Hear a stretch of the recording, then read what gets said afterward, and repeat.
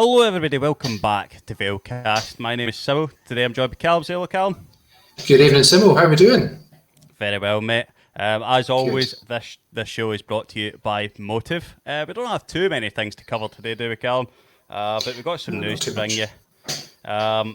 A bit of historical news. For the first time in the Highland League's history, we have a promotion and relegation at the bottom end of our league. That meaning there is a potential for a Highland League club to be relegated, and we also have potential from a team from the sixth tier in Scottish football to be promoted up into our league. So first time ever. What's your thoughts on it, Callum? I think it's a really good idea. I mean, it adds an extra spice, I suppose, to the league. There's always, Snakes. well, not always, yeah, but we've had this kind of promotion playoff now from the Highland League into, the potential of going into League Two, as we've seen a couple of clubs look at in the last couple of years. But yeah, this kind of relegation from the league is something that's new and will, hopefully see a very competitive kind of bottom end of that league as well. So yeah, it'll be interesting to see what happens. I know there's a lot of kind of criteria that the clubs in the sixth tier will have to fulfil in order to kind of have the chance of promotion. Because obviously there is a slight kind of step up in terms of ground rules and things like that. Simple things like having floodlights and things, So which not every club obviously has access to. So we could see a bit more investment going on, below the league, below the Highland League, as clubs look to have that ambition to come up. I think there is, across I think it's maybe kind of 5 or 6 leagues, something like that are going to be kind of battling it out for the chance. There's a lot of good teams in there, and a lot of teams will be fancying their chances. So yeah, it'll be interesting to see what happens on that one this season, and whether we, see a team dropping out of the Highland League. As long as it's not us, no chance it will be us. Nah, Not no at all. chance. We'll be up near the other end of the table. But as far as I'm aware, it's been really, really well received by the teams in the sixth tier, really, really well. And as far as meeting the criteria to enter our league, they're all pretty crystal clear in the criteria they need to meet. And the teams within these leagues have bought into this, so I'm assuming, hopefully, no team should fall short of meeting the criteria. I'm hoping that won't be the case. Yeah, we'll see. We'll see what happens, because I know there's a couple of clubs that have kind of publicly come out and said they do support it, but maybe they're not quite ready as a club to be looking at promotion. Just in the same way that a number of Highland League teams would be ready to, take a place in League Two, I suppose. So yeah, there'll be a lot of change for those clubs to get up, I'm sure. But so yeah, I have seen a few that have come out and said, yeah, we're very interested, but maybe not right now for us, and that's totally fair enough, because there's a number of very new clubs in those leagues, clubs that are maybe only 3, 4, 5 years old, exactly. So there's still a lot of work for them to do to get up to where they need to be. But you look, just kind of locally, I suppose, a number of teams that could be fancying their chances of coming up. We've obviously got clubs like Bankside and Aberdeen, who have talked about or have been talked about joining the league before when there's been spaces available. So this could be their chance to kind of win a place, I suppose, up there, and see what they can do in the Highland League. So yeah, I think very exciting. Something that adds a new sense of competition, because it's always just been the top end of the Highland League where that competition's been, really. So adds that extra spice, as I say, to the kind of bottom half of the league as well. And yeah, we'll hopefully see clubs that have been kind of more at the bottom end of the table, striving to push themselves, up to mid-table and above. So yeah, I think it makes for a, what was already going to be a great season. Hopefully with, we're obviously seeing updates, pretty much daily in terms of when normal is coming back or what normal is going to be. So everybody's really desperate to see the season starting on the 24th. And yeah, it just adds that extra layer of competition, and will hopefully make for a memorable season.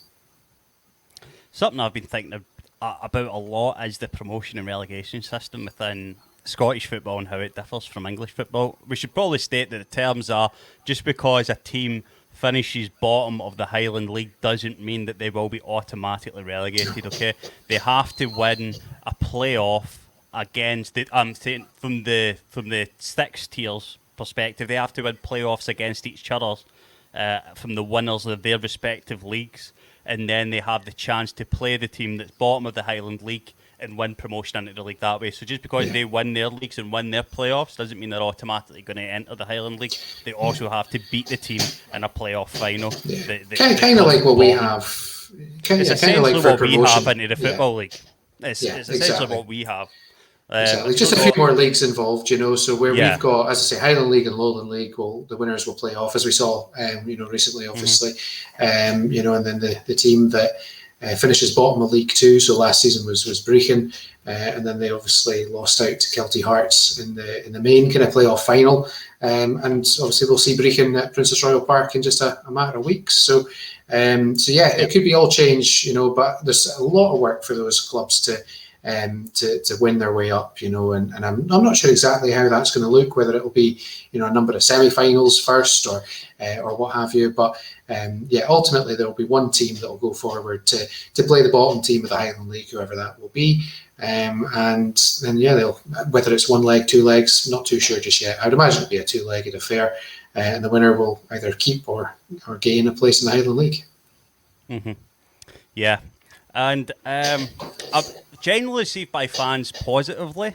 I've seen a few fans asking the question, well, why don't we just have automatic promotions and relegation similar to like the England leagues? But I think we just don't have that same structure. I think what people need to understand is the step up in our leagues near the lower end of our fourth, fifth, and sixth tier is a bit different from how England do it in terms of having the National League, the North and the South, and then the Conference Leagues that filter into them.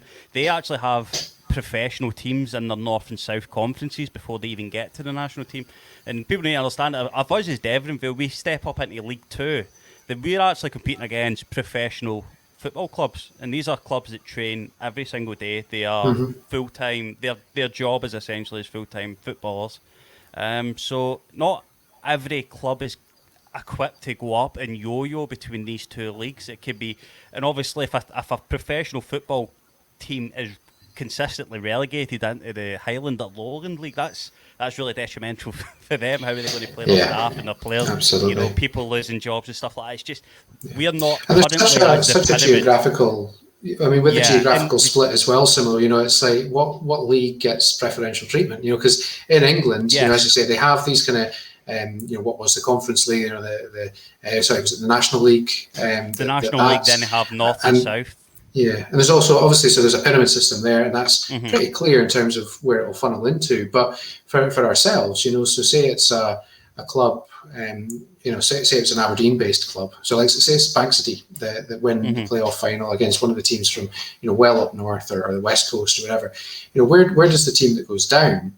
What league are they going to go into? Because they can't surely join a league that's predominantly going to be based in the Aberdeen area. If they're exactly. I'll pick on Fort William. They have obviously a history of kind of finishing it near the bottom. So I'll use them just as an example. Nothing against Fort William at all before anybody says anything. So if Fort William were the team that were to be replaced by Bankside, what league do they go into? It's just madness, really. So there's a lot still to be worked out. I think, as a club, we definitely support it. I think it's a great thing to have into the league, to add that competition, as I say. And variety is the spice of life. So I'm more than happy for that. It's just, I think there's a lot of kind of things to be worked out. It's not black and white in terms of what this pyramid system will look like for just now anyway. And then we end up with leagues with odd numbers of teams and things like that. And it's not ideal, but we'll just have to wait and see, I suppose, and see what happens at the end of the season. Yeah, exactly. And it's not as if this is set in stones and this will be the only way the Scottish football pyramid will ever operate. That's not to say that. But I think for me personally, I think it makes sense as it is just now. And I'm welcoming the opportunity for 6th-tier teams to step up into the 5th tier, which I think is really good. And the same with the Lowland team. I think the Colts maybe add a little bit different. I know there's been a lot of different opinions about the Colts entering Lowland League. I think that offers a wee bit a different, sort of like viewing opportunities. It is you're going to be. And we talked about it before, didn't we? It's these clubs. Even if it is a Colts team or a B team or whatever you want to call it, these clubs still want to take on those clubs, and we see that with the SPFL Trust Trophy draw this week, so you've got, I think Brora Rangers have got Aberdeen B in that round. And it's great for those clubs to pit their wits against these younger professional outfits, because again, these boys are training full time. These guys, they might be 18, 19, 20 years old, but they are professional footballers, so Yes, I think it's absolutely. a good test for any club at our level. We've had I it think before with so. Aberdeen coming to us in the Aberdeenshire Cup a couple of seasons ago, where they had Stevie May up front, so you never know who's going to make an appearance, in these competitions. So, it's something new, something that gives the fans something to come and see as well, and it's not just the same old teams each week. So yeah, I'm all for it. I think, shaking things up a wee bit, as long as it's being done sensibly, then I'm all for that myself. Absolutely. Absolutely, it's vice versa as well. These youngsters they come up against, we've got a lot of seasoned players Yeah. in the Lowland and the Highland. A lot of seasoned players, veterans. If you've played football for 16 upwards years, it's a bit different coming up against maybe a 36-year-old midfielder that he relies a lot more on his technical ability and his knowledge of the game rather than just his athleticism. That's a different challenge for a youngster. There's a lot of things to be said for the additions of it, in my opinion. Yeah. But we'll move on. A wee bit of news on our end.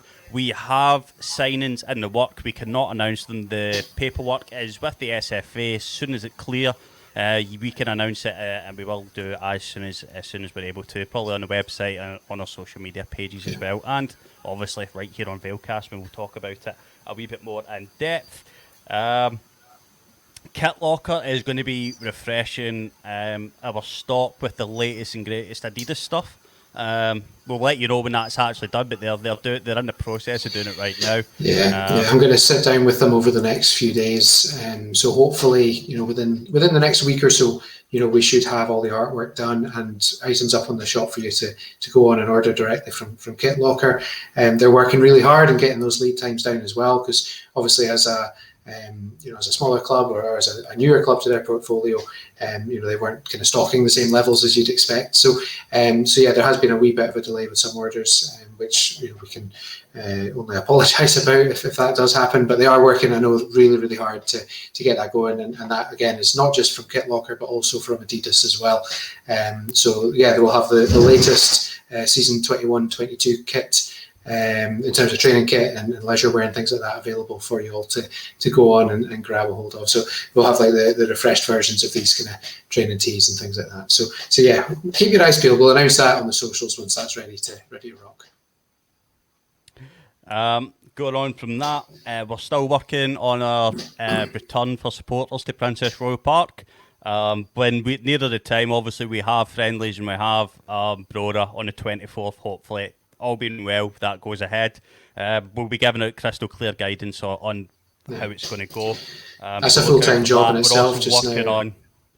Yeah, full-time job for Jim at the moment is just trying to get. There's obviously so many changing regulations, and things are happening. Changing on a daily basis, I suppose. So it's just for us knowing, where we sit in terms of the hospitality lounge and how many people we can safely have in there. What kind of social distancing requirements do we need? Is it 1 meter? Is it 2 meters? Who knows? How are we going to operate a one-way system? We're lucky that there is, a potential in and out of all the rooms in Princess Royal Park. So, you could come in through the main door and up the stairs into the lounge, and then you could leave the lounge by going out of the kind of stand side straight outside. So that's something that Jim, the chairman's, working on pretty much on a daily basis. So I do feel for him. It's a full-time job, and I know Stuart, our exec secretary, has been assisting with that as well. So big props to those guys for putting in the hours. It's again these kind of things that go unseen. We talked about it last week, I think. These kind of heroes of the club that don't want to take the limelight and are doing things that maybe people have no idea. You maybe not even think about it on a match day, but the work that goes in is so important. So yeah, they're doing a great job and making sure that when we can come back to the ground, that we're all kept safe, which is the most important thing. Absolutely, I do not envy their jobs. I'm very much happy here just reporting on Valecast. Exactly. We'll stick with the fun stuff. That's it. Rightly so. So you've talked to me a bit about the hospitality lounge. Yeah, we're waiting out on guidance for that. Look out for information on that on the website and across social media platforms as well. A couple of sponsorship opportunities. We have new matchday sponsorship packages this season. You get digital match sponsorship, where you will be, your brand will be involved in all our matchday social media updates and a lot of the promotional materials that go along with that. We're also going to launch a Safe Hand sponsor. Same package as the Match Ball sponsorship, but it'll be a signed pair of gloves in place of the ball. Look out for the website on more information on that and how to actually go ahead and do it. That's obviously assuming that we can get people in. That's the thing. Assuming we can actually. I mean, the good thing with definitely, yeah. I mean, with the new digital sponsorship option, I think that's so. Yeah, I mean, we want fans back. There's no denying that. We want to start the season with fans there, ideally with a jam-packed hospital. I'll say jam-packed, as jam-packed as can be allowed, hospitality lounge as well.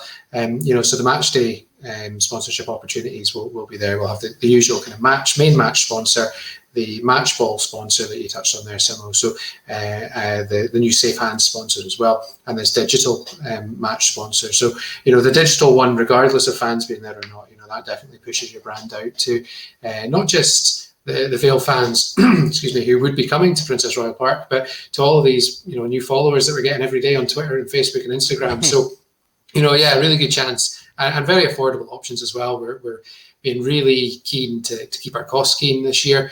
I think that's something that we have to bear in mind. So everything is going to be very keenly priced, and just feel free to get in touch with us to have a chat. And as soon as we've got clarity around what match day will look like, then we'll be getting all of these out and advertised properly so you can get booked in.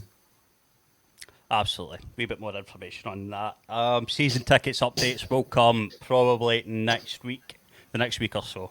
And that is about it for Vale News. It's currently 7:20 on the Wednesday night, so we are just about to probably go watch Denmark clearly beat, far and away beat England in the semi final. Or England playing?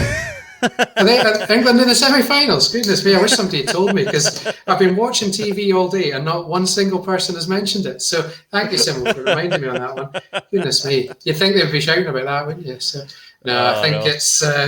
we'll remain impartial if we can. So I'm away upstairs from a tea of a big bag of Danish biscuits, and that'll be me ready to settle down and watch the game. So, we'll bring you. Well, I suppose by the time we come on to talk again to you next week, it'll all be done and dusted. So, we'll come on and have a wee recap of both semi-finals and the final itself, I suppose, when we meet again next week, Simo.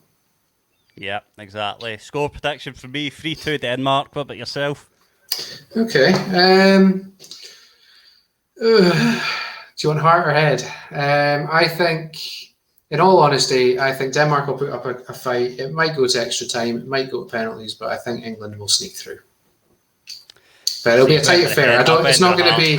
I know it's not going to be like the quarterfinals. I don't see it being a 4-0, 5-0, whatever it was, pumping. So, so I think we could be seeing, a KG 1-1. It might end up like a 2-1, something like that. I don't see there being a huge number of goals, because both defences are pretty solid at the back just now. So, two great goalkeepers as well between the sticks this tournament. So I think it'll be a tight affair.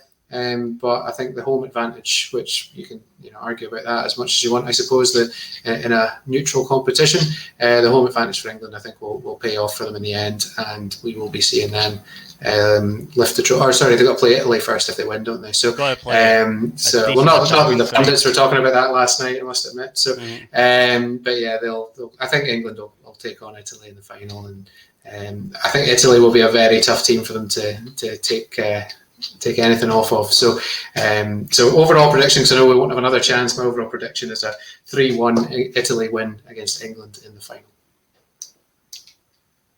Oh, yeah, I think I'm going to agree with that if England do indeed go through. But we will let you know who was right on the next Valecast. We are here for you every Thursday at 7:30. Please do like and subscribe. Support the pod, support the club, and we will see you on the next one. Cheerio, bye.